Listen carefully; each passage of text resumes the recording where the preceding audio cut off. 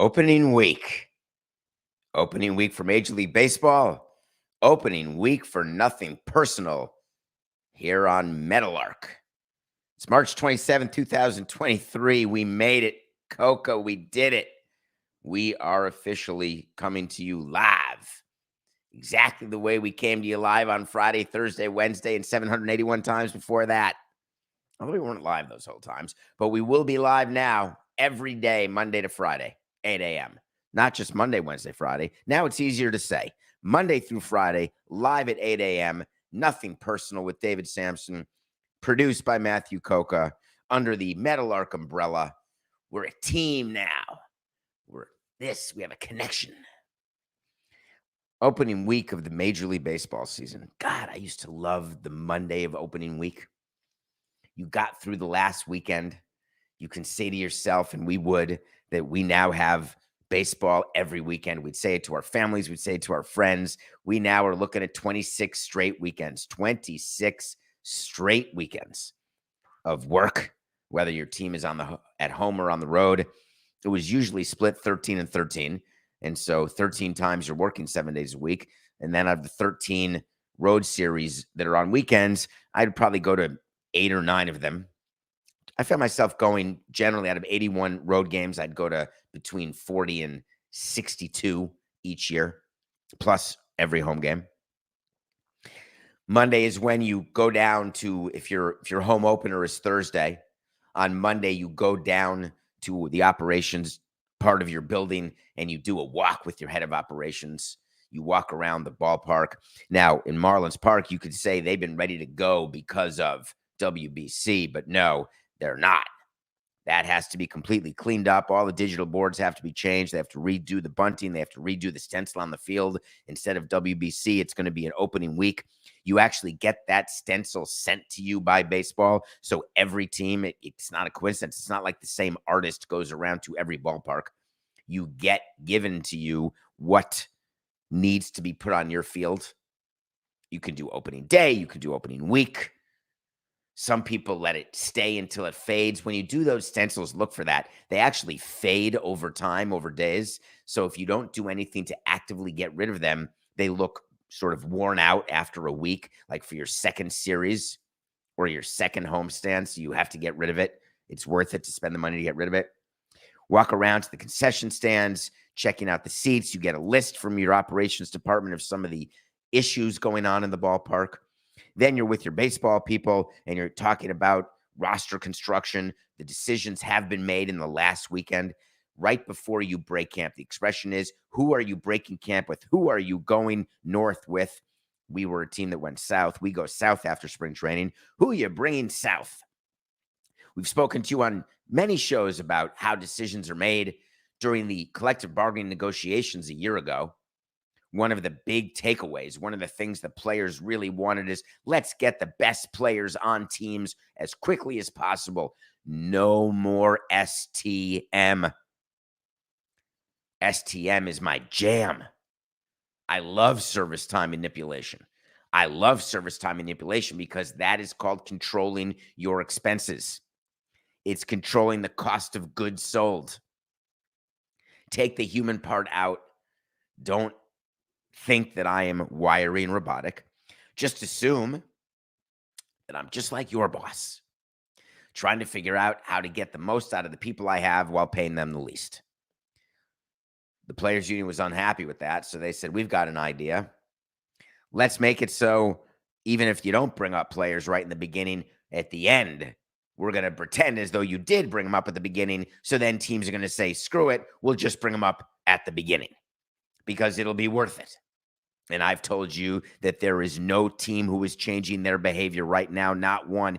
Don't give me that the CBA is working because Jordan Walker is going to make the Cardinals team at 20. Don't tell me the CBA is working and teams are not manipulating service time because Anthony Volpe is the starting shortstop for the New York Yankees.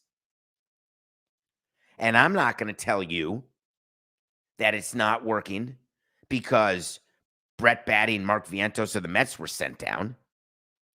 I'm telling you it's not working because I know exactly what's going on inside the rooms where the teams are making decisions about whether or not a player is going to make the team or not. Because here's the interesting part. Just because there are new rules that give a player full service time, even if he's called up late, if that player has a hugely successful season, our point of view is great. We need to put the player in the best position possible to have that successful season. Are we doing anything special if we're the Cardinals by bringing Jordan Walker and having him here now if he's not ready? We'll just send him down for a month once he stinks. And then he's not going to get the service time. You don't put players on your team because of a line in a collective bargaining agreement or some sort of motivational provisions in a collective bargaining agreement. You look at whether or not the player is physically and mentally ready to be a big leaguer. Hard stop. So keep reading those tweets, keep sending them out, and keep thinking to yourself that everything's working, that the union is super happy, and that the owners are crossing their legs and their toes and their fingers, and the GMs are handcuffed and pissed off because they're calling up players prematurely. It's not happening that way at all. Will Volpe be ready? We're going to find out. Walker, is it good if he's not playing the field? Do they want a 20-year-old DHing? I find it all mighty interesting. Billy Epler runs the Mets, purportedly, and he had an interesting statement about when he sent his guys down. And I could not possibly agree with Billy more. When you make your cuts, you say to the players who are on the bubble, who are staying in your system, who are going down to AAA, you say to them, here's the business of baseball. We don't have a spot for you right now, but you better not cry in your pants. Get down there and be ready, because it's going to happen. Find me a team without a transaction, and I'll find you a fantasy team. There are transactions as soon as the first day of the season. I've had seasons where we had players get hurt in the warm-up off day before opening day. So we had an opening day roster. All of a sudden, there's a guy, BP, I forgot who it was, gets hurt, has to go on the injured list, and one of the guys who didn't make the team is all of a sudden being introduced on the opening day roster. It happens. The types of injuries that we're talking about, the types of decisions, there are reasons that have nothing to do with the CBA. Think about what the Yankees are going through right now. I laughed. I did an interview yesterday on ESPN New York with Anita Marks, and I didn't mean to. So to all of the Yankee fans out there, I was just kidding. I'm not laughing at Luis Severino having a lat strain. It doesn't give me pleasure that the Yankees do not have depth of pitching, or that they spend so much money on Rodon and he's not going to be able to start the season, and they traded so many assets for Frankie Montas and he's likely out through the All-Star break, and that Severino, God knows when he's going to come back, if he ever comes back. And the assumption was, hey, we've got a good enough pitching staff. And then you pitch Garrett Cole opening day, and then you look at day two, and it's Lewis and Clark Schmidt, followed by Domingo Herman, followed by Coca, followed by me. I get why teams make decisions to sign their own players. It sounds so good. Fans love it. Media loves it. Lock up those guys. Let's lock up Aaron Hicks. Let's get Severino signed. It's the great move. Tampa does it. Everyone loves it. It's the new thing. Teams sign young guys. The Rays are doing it, and they're the smartest front office around. We should copy that. Teams who do it because they want cost certainty and they want protection on the downside. And that may sound counterintuitive, because if you sign a player to a guaranteed contract who you don't need to sign, who could just go through the arbitration process and then become a free agent, and you're wrong about that player, you are paying that player an amount of money he does not deserve. But if that player is really good and your scouts were right, and that player is going to be a superstar, if you give him guaranteed money early, once he's a superstar, he can't go to arbitration and get 10, 15, $20 million. He gets exactly the amount that was in the contract. You are basically capping your downside by signing some of these players. If I were ever in charge of the Yankees or the Dodgers, or teams who had the ability to take their mistakes and wash them off their shoulder like dandruff. What do I need cost certainty for? I was in a position where mistakes I made could cost your team 2 years of production if you sign a free agent who stinks. These teams with those higher payrolls, that's the inequity. That's what the Economic Reform Committee needs to address, is the net that exists for the large market teams does not exist for the small market teams, which makes the risk profile different, which makes the decisions different, which actually widens the gap further. So what do you think Brian Cashman does when Hal Steinbrenner gives him a call? He says, hey, man, I got to tell you, I don't love our number 2 starter. And Cash says, well, our number 2 starter is actually not our number 2 starter. Let me explain one more time, Hal. I know you know this. The people who pitch opening day or game 2 or game 3 or game 4 or game 5, we have to start somewhere. But once the season starts, there's off days, there's injuries, stuff that happens, rainouts. Your pitching is not set again until after the All-Star break. And I promise you that our rotation after the All-Star break is first 5 will not be the first 5 of the season. I'm trying to think of a season where my team ever had the same rotation. And this is not because of fire sales or because of midseason trades. It's because every team does the same thing. You set up your first 5, and then you let the season play, and you figure it out game by game. You're looking series by series. You're sitting with your pitching coach. You're sitting with your development people. You're monitoring what's happening on the minor league side. You're talking to the trainers about the injured players. You are trying to fit pieces into a jigsaw puzzle, and you hope that when you're done with the meeting, it doesn't say the question mark, or even worse, O, opener, God forbid, B, bullpen. You want to have depth in starting pitching. Everyone makes a big deal. It got released this past weekend who the opening day starters were and all the great matchups, and let's get excited for March 30th. I mean, where else can you see Logan Webb against Garrett Cole? These are 2 number 1 starters for San Francisco and New York.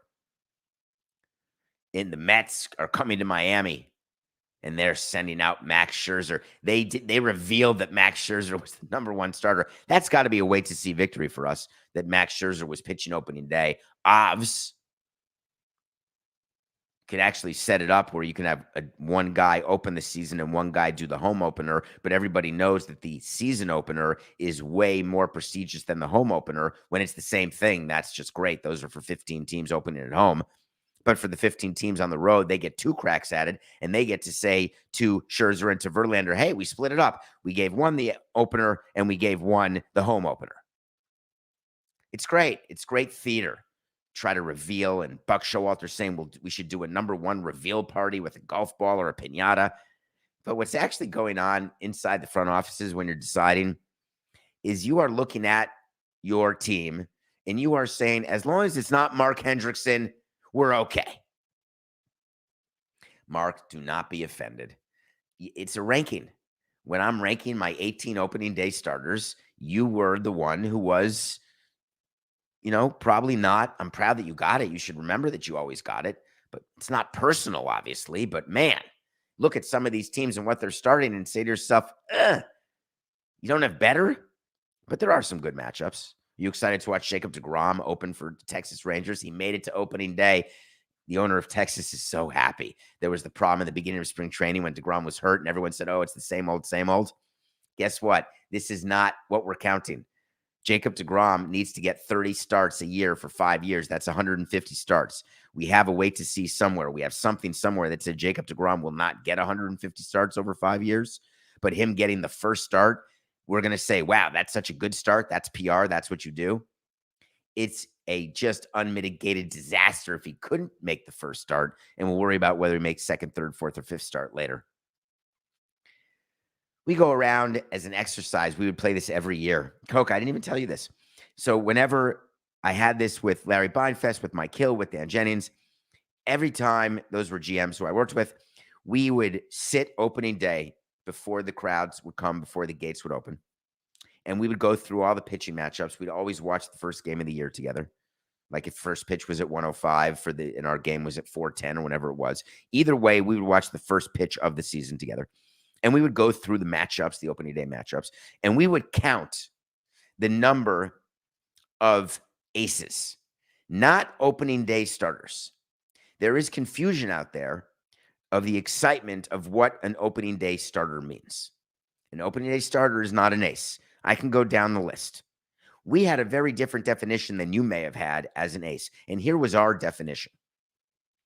An ace is a pitcher who on any given day will continue a winning streak, stop a losing streak, and win a winner-take-all game because the team they're playing in a winner-take-all game looks at the fact that that person is pitching and says, we likely don't have a chance. And the pitcher pitching against the ace says, I better be perfect and not give up a run because my offense is not going to be able to score against that pitcher. Those things are the attributes of an ace. Do you think the San Francisco Giants right now are looking at Garrett Cole pitching for the Yankees and saying, you know what? We can't beat this guy. We have no chance to beat him. We better do not. Logan Webb saying, I can't give up a run. Garrett Cole gave up the most home runs of anybody last year. They're not saying that. What about the Mets? You think they're talking about Alcantara? Damn right they are. You think Scherzer is saying to himself, I got to be perfect because it's possible that our great lineup, our Mets lineup, will not get a run off Sandy? That's an ace. You think Philadelphia is nervous? Aaron Nola doesn't want to give up runs because the lineup can't score against DeGrom? Yeah, that's an ace. Let's keep going. What about the first guy starting for the Dodgers, first opening day start, Urias, the guy who ended the 2020 World Series out of the bullpen? Zach Gallen, the former Marlin, starting for the Diamondbacks. Are any of those aces? No, Urias is a good pitcher. No ace. How about White Sox, Astros, Dylan Cease, Framber Valdez? Exciting matchup. Aces? Nope. Shane Bieber, Luis Castillo. Great pitchers, opening day starters. Aces? Nope. There are not 30 aces. That's all I want you to take away from this. Just know there are not 30 aces. Doesn't mean your team's bad. Doesn't mean you shouldn't be excited for opening week. I'm so excited. I can't wait to watch it, but aces are hard to come by. When you make a trade during the course of a season, you do it for one of two reasons. One, you are shedding payroll. Two, you are adding payroll as you try to go for it. The NBA is no different. When trades were made and all those crazy Coco, was the NBA the trade deadline where 10% of the league changed teams? For whatever reason, I have that in my head, and I have no idea why. That was a stat that I likely made up. It just felt that way with all the tons of trades that happened. One trade that we focused on was Kyrie Irving going to the Dallas Mavericks. And I said that day, and we own all our episodes, so they're still right there in our feed. Go back and find it. I said right then and there, the Dallas Mavericks have just made the biggest mistake of Mark Cuban's egomaniacal career, which has included a championship, which I give him all the credit in the world for. But if you think that bringing Kyrie Irving to match with Luka was going to be the stuff that dreams are made of, that they were going to go full Hall & Oates and start singing songs, you are badly misunderstanding what having Kyrie Irving on your team is. And guess what? No one misunderstands now. The Dallas Mavericks are in trouble. And I don't mean the type of trouble where someone loses freedom. I'm talking about the type of trouble where someone loses a job. The Mavericks, since Kyrie Irving's trade, are below 500. The Mavericks, since Kyrie Irving's trade, he's only played with Luka for 10 games, 9 games together, not a winning record. The Dallas Mavericks have Luka suspended for a game tonight because he's gotten 16 technical fouls because he's so frustrated. Fined $35,000, thinking the referees are being paid to make bad calls, having no chemistry with Kyrie. Can you imagine Mark Cuban watching his team be double-digit favorites over the Michael Jordan-led Hornets and losing both games? Can you imagine trading for Kyrie and going all in for Kyrie, trading all those picks, all that stuff, and actually not even making the play-in tournament? That's the way jobs are lost. All Luka could say is, it's really frustrating. I think you can see it with me on the court. Sometimes I don't feel it's me. I'm just being out there, you know? I used to have fun smiling on the court, but it's just been so frustrating for a lot of reasons, not just basketball. Interesting. Why would Luka be saying that? Trouble off the court, do we think? Family trouble? How about clubhouse trouble? Locker room trouble? How about the fact that maybe the superstar that was brought in to be his partner is neither a superstar nor his partner? Kyrie has had a few comments. Let's just say that he doesn't really take into account fans too much. He had one of those normal comments where, hey, you're going to wake up in the morning and still be you. I get to wake up and still be a very well-paid superstar. That's a popular one. Jason Kidd's being forced to talk, the coach trying to hold on for dear life to his job, trying to say it's not over. It's okay that Luka's speaking his mind. We're going to do whatever we can to get that smile back. You all made fun of me. How you didn't make fun of me? You questioned me. You all said for sure that Mark Cuban consulted Luka before they traded for Kyrie, and that Luka was for sure good with that trade. Therefore, if Luka ever gets sour or angry, they get to go back to Luka and say, hey, Luka, you likey. You said you wanted him, and we did this for you, Springsteen. For you, for you. I came for you, but you did not. And I told you, come on. That's not how Cuban rolls. Did you like that? Cuban rolls, cigars. Did you get it? Is it too early in the morning live on a Monday? Not too early for me. What's going to happen with the Mavericks? Well, you have two choices when you make a trade deadline deal that goes bad. You can double down and make it worse, or you can acknowledge you made a mistake and cut your losses.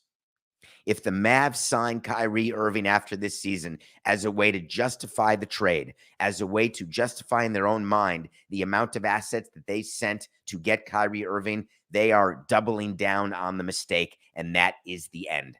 That is how you are guaranteed to lose. But the ego is so strong in owners and presidents and GMs.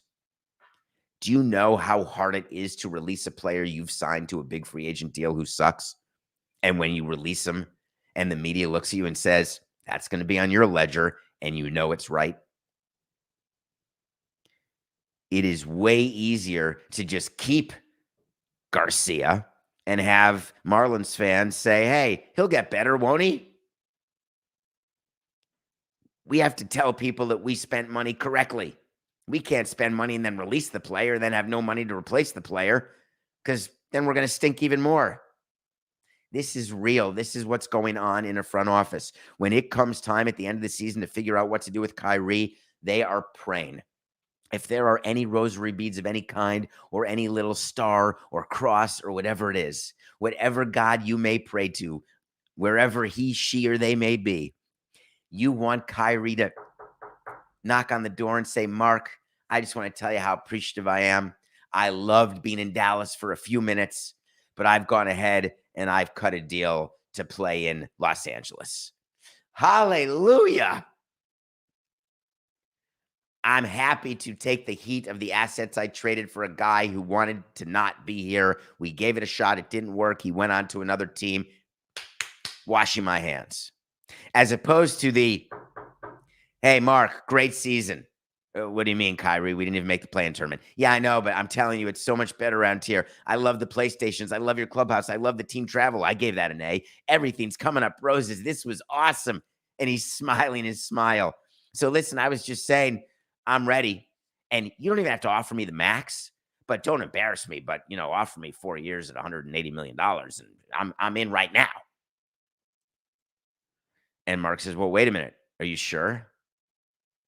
And then he goes back and speaks to his GM and his coach and says, we are screwed. We're going to have to sign Irving just to make it as though this trade was okay. So sad. We're going to be so bad again. That's what's going on in the front office. When a trade deadline deal goes bad, just eat it. Do you know how many bad trade deadline deals I did that I had to eat? Almost all of them. Because if you don't win after trying to win at a deadline deal, then you've made a bad deal, period. When you trade for 6 months of somebody or 3 months of somebody and you give up 6 years of a player or even longer and your team doesn't do well, it's a bad deal. How come no one ever complains to me? This is a good one, Coca. I traded Chris Paddock for Fernando Rodney. Traded God knows how many other people at the deadline. Carlos Lee, we got at the deadline. Didn't work out. Plenty of people didn't work out. How come no one complains that I traded Adrian Gonzalez? Do you know who Adrian Gonzalez is? Adrian Gonzalez ended up being one of the most productive players in Major League Baseball. Do you remember? First baseman, hitter, Adrian Gonzalez, Padres, Dodgers, nothing, nobody. Okay. He was a Marlin. Traded him for Ugueth Urbina to the Texas Rangers. Remember around the Rangers? He became a superstar. But how come no one says that was a bad trade deadline deal? Oh, because Urbina helped us to the World Series and won a ring? I would trade Mickey Mantle in return for a player who helped me win a ring. Guess what? So would every other GM. If you guarantee a ring, we would trade anybody in our system, the number 1 prospect, the number 2 prospect, the number 3 prospect, trade them all to bring in a bullpen arm who saves games and we win the World Series. If you knew for sure, piece of cake. All right, when we come back, we are going to review a show that you have to watch. And then we're going to talk about what's going on in Arizona, and it's not Zach Gallen and the Diamondbacks. We'll be right back.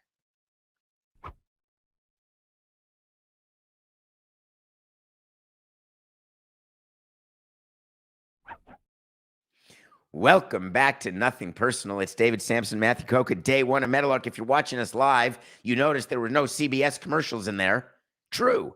But we don't have the Meadowlark commercials yet, so it was just like a 7-second wipe that had our name on it. We'll get there, Meadowlark. Dear Meadowlark, if you're listening, we're going to need some inserts if you want on YouTube. Take control, monetize it. Let's go. In the meantime, if you're listening, then you heard a bunch of commercials, so thank you for coming back. Those are now Meadowlark commercials. I don't know if they're different than what CBS was putting in, but I would assume so. Totally. But please tell your friends, keep this momentum going.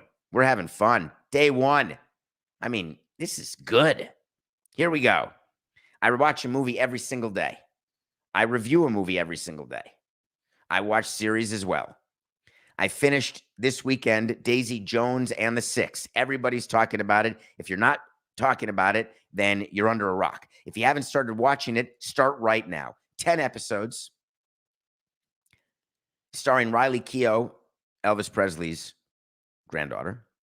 It stars Camila Morrone, used to be known as Leonardo DiCaprio's ex-girlfriend, who he dumped when she turned 25, and he got criticized for it, thinking that he thought that she aged out of the relationship. Starring Sam Chalfin, who you may remember from Hunger Games or Me Before You, which is a great movie if you haven't seen it.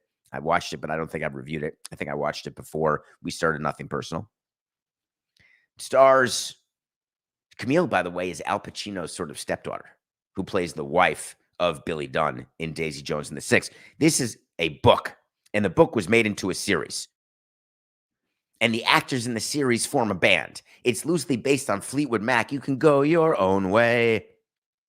Rumors, one of the best albums of all time, start to finish. There's not one bad song on the album. I'm never going back again. I would never say that. Never say never. A lot of history there with Lindsey Buckingham and Stevie Nicks, and they try to manifest that through the relationship between Daisy Jones and a band called The Six. Suki Waterhouse is in that band, Bradley Cooper's ex-girlfriend. So a lot of interesting people that they put together. They put them all to band camp, not with Jason Biggs or Allison Hannigan, and they came out as singers of a real band, and they've released a real album. They're going to go on a real tour. Wait for it. Amazon is going to set up a tour for these actors if they can coordinate their schedule. This wasn't lip syncing. These people recorded an album. It's outstanding. The show is a documentary about this group 20 years after the group broke up. The guy from The Girl Next Door, Timothy Oliphant, don't know how to pronounce his last name. He plays the tour manager. You are going to cry. You are going to laugh. You are going to sing. And you are going to be so happy that you watched Daisy Jones and the Six. You can thank me later. You can thank me now. It doesn't matter. But I'll see you when we go on tour, when they go on tour, and we go to the concerts. We're definitely doing it. I was so sad when it ended. 10 episodes. It's not like there's a season 2.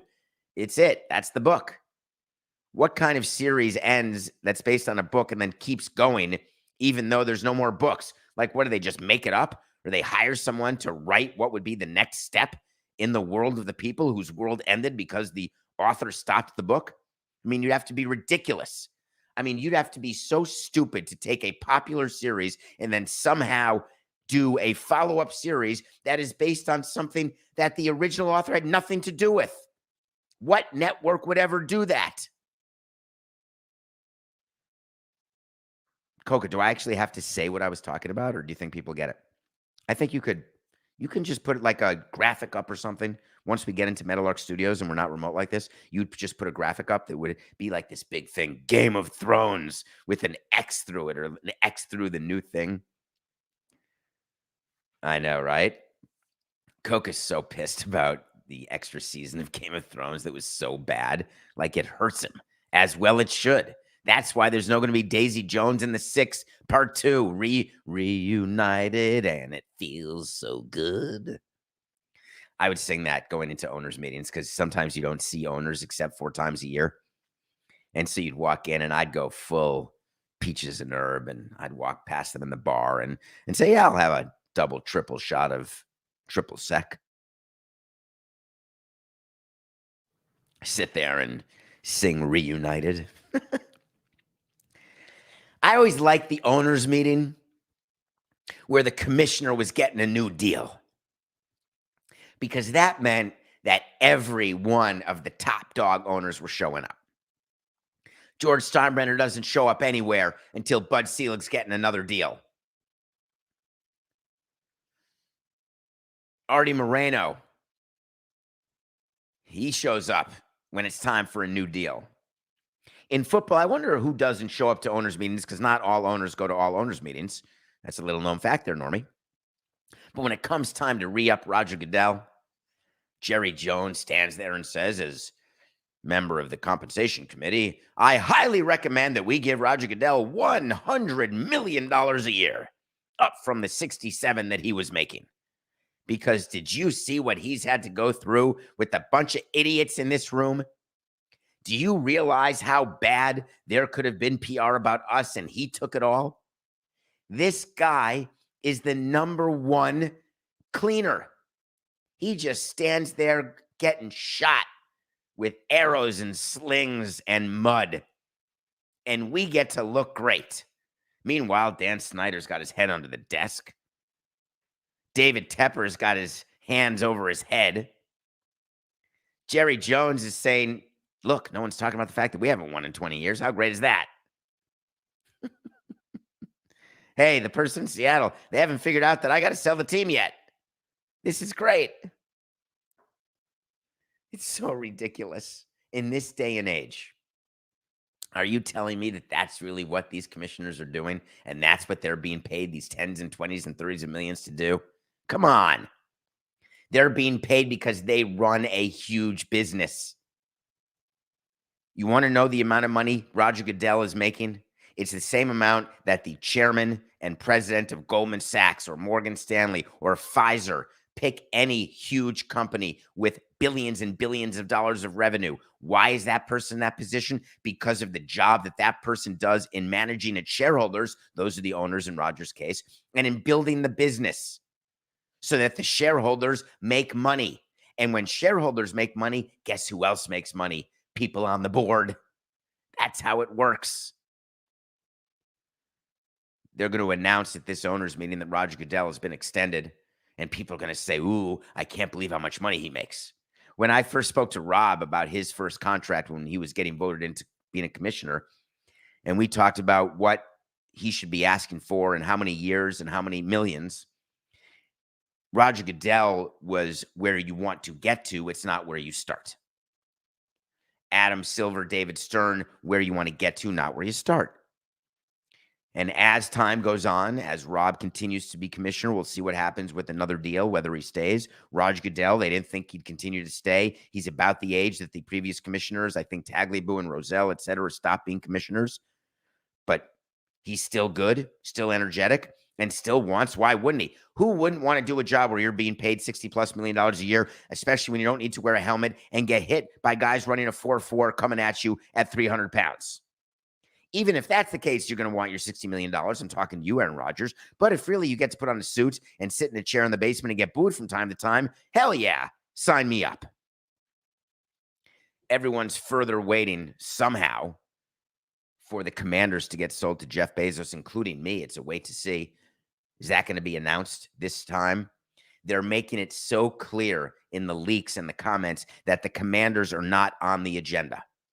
And then you hear the side leaks, which are, but they're going to be talked about. An agenda is a formal document under the rules of incorporation of these teams and of the league that in order for something to be discussed in a properly called board meeting, which is what these owners' meetings are, it has to be noticed. And when notice is given to leagues about the agenda of an owners' meeting, you might as well give it right to the media because they get it immediately. If something is not noticed, the only way it can be brought up is with something called unanimous consent. Do you think there will be unanimous consent in the room to talk about Daniel Snyder? Do you think there will be unanimous consent to add something to the agenda? All Danny Boy has to do is say, nope, and that's it. There can be nothing of action or of consequence done in the meeting about the Commanders. So it's not even a question. The Commanders' sale is not on the agenda, will not be put on the agenda. However, when there are the council meetings, the side committee meetings, believe me, the future of the Commanders and what they're going to do to Dan Snyder if he does not get his ass in gear and get this team sold before the start of next year, they are going to cajole and threaten him into realizing that they've got the votes. It's a politics game. What's going on behind the scenes is way cooler than what's going on in front of the camera of these meetings. Tanya will not be able to leave these meetings without having it made clear that there are enough votes to get rid of you and Danny Boy. Do you get what I'm saying? You can say you want to wait for Jeff to sell the Washington Post. You can say you don't like the order of Tillman Fertitta. You can say you don't like the offer from Josh Harris. I don't care. Get it done. Dan Snyder is in the bottom of the ninth inning as an owner of the Commanders, and everyone knows it but him. What about the rule changes? I love that. Love all the rule changes that are being talked about. The one that interests me the most is about the replay and about roughing the quarterback. I get it. I don't want my quarterbacks hurt. I don't want to have San Francisco playing with their third string, fourth string wide receiver playing quarterback. I get it. There's going to be a rule change that's going to allow an inactive third quarterback to be activated in the third quarter if you lose the first two quarterbacks. That change went away. That rule has to come back. What about the rule of roughing the passer? What about when the referees are calling roughing the passer when you touched his toenail and it's 15 yards? What does the defense do? That is going to be looked at. I don't think they've got the votes right now to make roughing the passer reviewable. And I think that's a bunch of horse hockey. If you are not explaining to owners that our game, not baseball, that the game inside the owners' meetings, that our game is hurt by the fact that referees have in their quiver the ability to call a roughing penalty that seems as though it is hurting the integrity of the game, that all of us get hurt. Make it reviewable. Bring it upstairs. Let someone look and say, wow, that really was not roughing. Because then when roughing actually happens, what does it become? A double major like in hockey? And roughing with just one finger on the chest, that's a minor. Maybe you make it a 5-yard penalty or a 15, like face masks. Either it's a personal foul or not. Maybe that should be the rule. But something's got to be replayed, and they're saying they don't have the votes. That bothers me. They should have the votes. It also bothers me that we lost our pick of the day on Friday. I had Alabama 7.5 over San Diego State. What I should have had was San Diego State going to the Final Four. That would have been a better pick on Friday. I'm thankful, as well as CBS and everybody else out there, that Alabama's out of the tournament. No more having to make excuses as to why they're in the tournament to begin with. What a crazy Final Four. CBS is jumping up and down, clicking their heels, and they're saying, hey, we're not in Kansas anymore. We're in South Florida. Bum, bum, bum. I am happy as can be that the Hurricanes are in the Final Four. I can't believe how cool it is that FAU is in the Final Four. I can't believe how not cool it is for people around the country if there's an FAU-Miami final game. Do you know that in baseball, they didn't root for a Subway Series or a highway? What would they call it when the Giants and the Dodgers and the Angels would be in a series? Highway 4 or 10 or the 10 or the 110, or take the 110 to the 10E, 2069, whatever it was. It's very limiting, right? Most people don't give a flying rat's ass that it's New York against New York if they don't live in New York. Ideally, you'd want Japan against U.S., Dodgers, Yankees. Even Yankees, Red Sox is more general in its love. More, not general, notional, national. What's something like neighborhood? What's the damn word, Coca? Regional. Thank you. God, you sound different now. Did Meadowlark get you a new microphone? I did not get new anything. It's just the stuff I bought. You know what? I think we can expense it. I'm going to call Stu Gotts and ask him whether or not we're allowed to expense stuff that we already bought after the fact. I think he's probably the perfect one to ask, isn't he? He's probably done all of those things, totally expensed everything. The question is it in such disarray at Meadowlark, Stu, that we can expense things like 5 times? No, I would never do that. Can we take our per diem when we travel and still put in our receipts for the food? Come on, Stu. You got to teach me, because nothing personal may end up on the road here once in a while. All right, we're 42 and 41. Isn't it amazing there's no number 1, 2, or 3 seeds? They've all lost. That's unbelievable. It's a 5-9 and a 5-4. Who had that in the bracket? If you had, just contact me. Get to me on Twitter and show me proof of a submitted bracket of San Diego against FAU and Miami against UConn. There is no chance that anyone had that. I don't really care if you're seeing stats on the interweb. 25 people out of 22 million had this exact Final Four. Okay. Did they submit brackets with every possible combination for all of the games? Monday. Here's our pick tonight. We've got the MVPs battling in the NBA. You know, if we can just stay somewhat above water, even though we're above 500 right now, we do have a document that shows we're down money because we keep track of the money, because it's all about the money. We're above 500 in picks, down in the money. Can't wait to start choosing baseball games, helping you win some money. But I'm going to help you right now. The Nuggets are giving 5 to the Sixers tonight. Do you remember the Nuggets played the Bucks over the weekend? And the Bucks and the Sixers and the Celtics are top in the East, and the Nuggets are top with Memphis, I guess, maybe in the West. Maybe the Sacramento Kings, maybe the Phoenix Suns.